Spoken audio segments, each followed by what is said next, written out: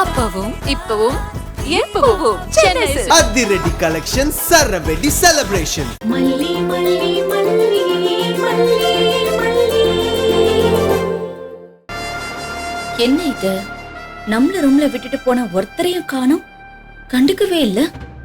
அந்த வீட்ல என்னடானா ஒருத்தரை இல்லாட்டி ஒருத்தர் நம்மள சுத்தி சுத்தி வருவாங்க. இந்த வீட்ல ஏன்னு கேட்க நாதி கூட இல்ல.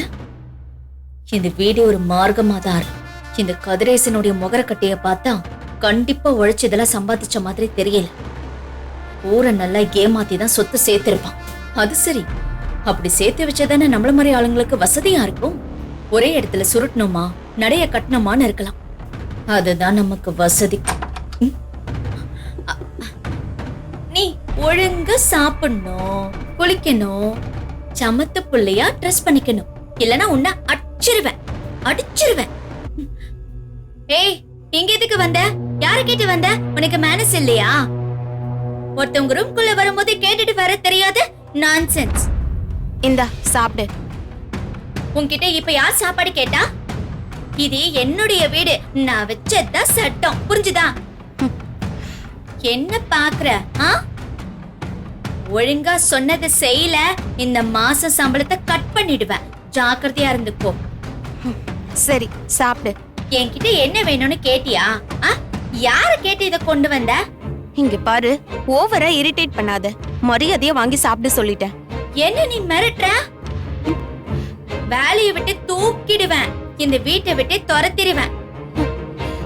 அப்புறம் சோத்துக்கு கஷ்டப்படுவேன். நீ சாப்பிடு, சாப்பிடாம போ, எனக்கு என்ன? சாப்பிடணுமா?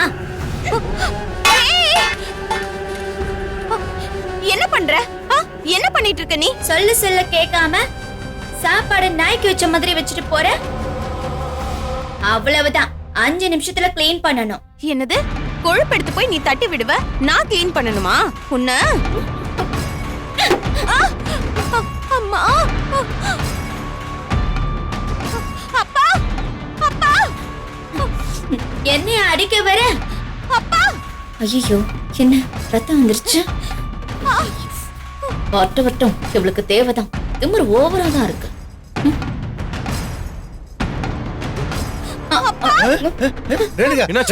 என்னாச்சுமா? என்னாச்சு? பயந்து உட்கார்ந்திருக்க? பயப்படாதம்மா, இது நம்ம வீடுதான். அப்பா இருக்க, நீ எதுக்கு பயப்படாத. நீ ஏன் கத்துன? அப்பா நான் இருக்கேன்ல. அவதான். என்னாச்சு நிஷா? என்னமா ரத்தம் வந்திருக்கு? என்னாச்சு நிஷா? தலையில என்னாச்சு சொல்லு. இவதான் என்ன வேலை பண்ணி வச்சிருக்கா பாருங்க. நீ இவள்கிட்ட எதுவும் ஹார்ட்ஸா பேசுனியா?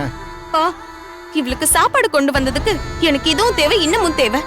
சாப்பாடு தூக்கி வீசிட்டு அதுக்கப்புறம் சும்மா இல்லாம கையில கிடைச்சத தூக்கி போடுறாப்பா என் மேல. ரேணுகா, நீ நிஷாவை அடிச்சியா? அவதான் என்ன ஃபர்ஸ்ட் அடிக்க வந்தா விஜய். எனக்கு கோமா வந்துச்சா, அது அடிச்ச. இவகிட்ட கொஞ்சம் அன்பா நடந்துக்க நிஷா. ஏன் சொன்னா புரிஞ்சுக்க மாட்டேங்கிற? சரி, ஃபர்ஸ்ட் எய்ட் பாக்ஸ் எங்க இருக்கு? மாப்ள, டிவி ஸ்டாண்ட் பக்கத்துல ஃபர்ஸ்ட் எய்ட் பாக்ஸ் இருக்கு, எடுத்துட்டு வாங்க.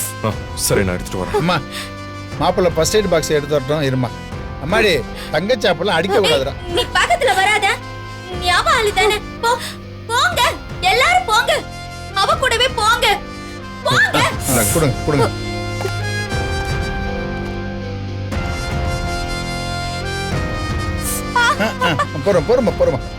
பொறுமா. அவ்வளவுதான் முடிஞ்சு.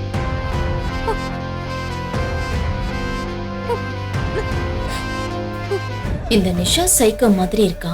இந்த கதிராசன் ஓவர் பாசத்துல பொங்குறான். அங்க விழுந்து கவனிச்ச விஜய் இங்க விருந்தாளி மாதிரி ஒட்டாம இருக்கான். இவன் மொழியே சரியில்லையே, ஏதோ பறி கொடுத்த மாதிரி முழிக்கிறான். இத புரிஞ்சுக்கவே 1 வாரம் ஆகும் போல இருக்கே. மல்லி ஆட்டோல வந்தா, ஆனா உள்ள வர காணோம். என்னாச்சு? ஒன்னும் புரியல.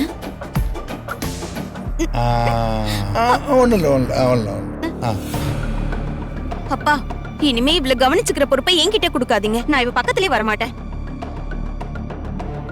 என்னம்மா எப்படி சொல்ற? நம்ம தானமா ரேணுகா பாத்துக்கணும். இவ சீக்கிரமே சரியாயிடுவாமா. அவ சரியாகட்டும்பா, அப்புறம் பாத்துக்கலாம். இந்த கண்டிஷன்ல இவள வீட்ல வச்சிருக்கிறது நல்லது இல்ல. நல்ல ஹாஸ்பிடலா பார்த்து சேர்த்து விடுங்க. பாக்கணுமா? ஆனா இப்பதானமா ஹாஸ்பிட்டல்ல இருந்து வந்திருக்கா. கொஞ்ச நாள் இவ இந்த வீட்ல செட் ஆகட்டுமா? அதுக்கப்புறம் அதை பத்தி யோசிப்போம். அப்படின்னா இவள கட்டி தான் போடணும், கண்டதை தூக்கி வீசுறா.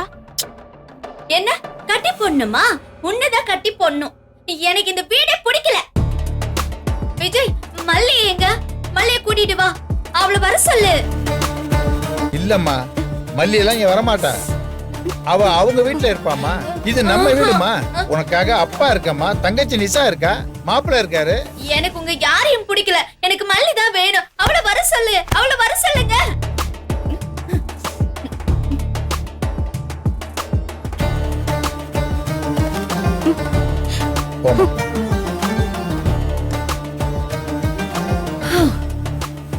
மல்லிய வச்சு ஒரு மாதிரி சமாளிச்சு அனுப்பியாச்சு. தினம் இப்படியெல்லாம் சமாளிக்க முடியாதுடா சாமி.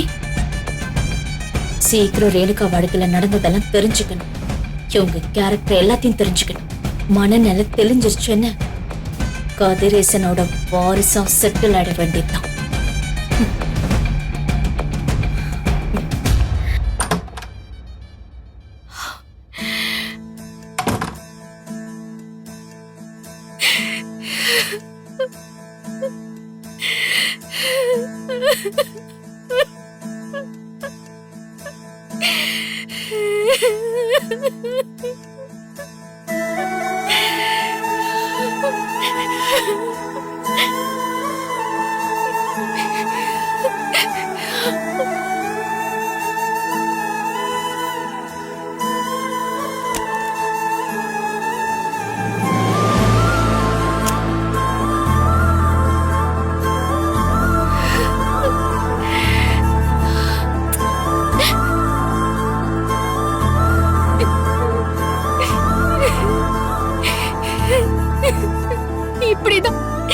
இப்படிதான் எனக்கு முடிவு வரும்னு தெரியும்.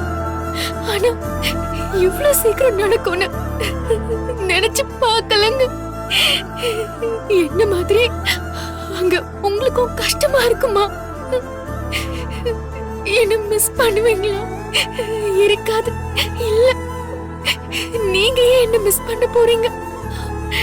அங்க உங்களுக்கு உங்க வைஃப் இருக்காங்க, வெண்பா இருக்கா. இவங்களுக்கு இடையில என்ன பத்தி யோசிக்க உங்களுக்கு எங்க டைம் இருக்கும்? நான் தான் இங்க தனியா இருந்து வேலையே இல்லாம எப்பவும் உங்களை பத்தியே யோசிச்சுட்டு இருக்கேன். என் மனசுல உங்க ஞாபகம் எல்லாம் பறந்து வந்து பத்தாததுக்கு இந்த வீட்டுல எங்க திரும்பினாலும் உங்க ஞாபகம் நிறைஞ்சு கிடக்கு.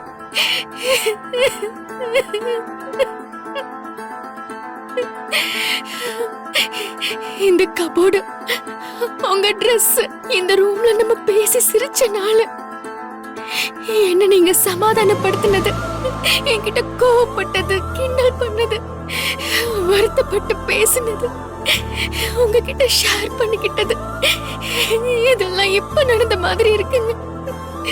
இதே ஞாபகத்தோட வாழ்ந்த காலத்தை கழிச்சிடலான்னு ஒரு பக்கம் தோணுது.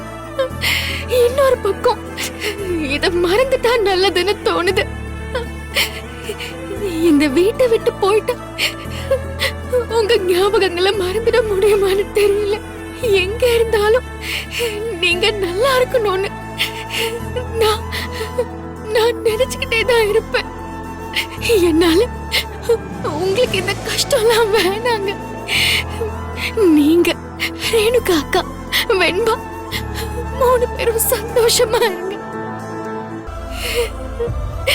என்ன பத்தி எல்லாம் யோசிக்காதீங்க. இதுல உங்களோட தப்பு எதுவுமே இல்ல. மேல ஒருத்தன் இருக்கானே, அவனோட வேலைதான் இதெல்லாம். எனக்கும் கடவுளுக்குமான டீலிங் இது. எனக்கு இது பழகி போனதுதான். எப்பவுமே எனக்கு பிடிச்சது என் கூட ரொம்ப நாளைக்கு இருக்காது. நான் வாங்கிட்டு வந்த வரும் அப்படி. நீங்க நல்லா இருக்கணும், நல்லா இருப்பீங்க. என் வேண்டுதல் எப்பவுமே உங்களுக்காக தான் இருக்கும்.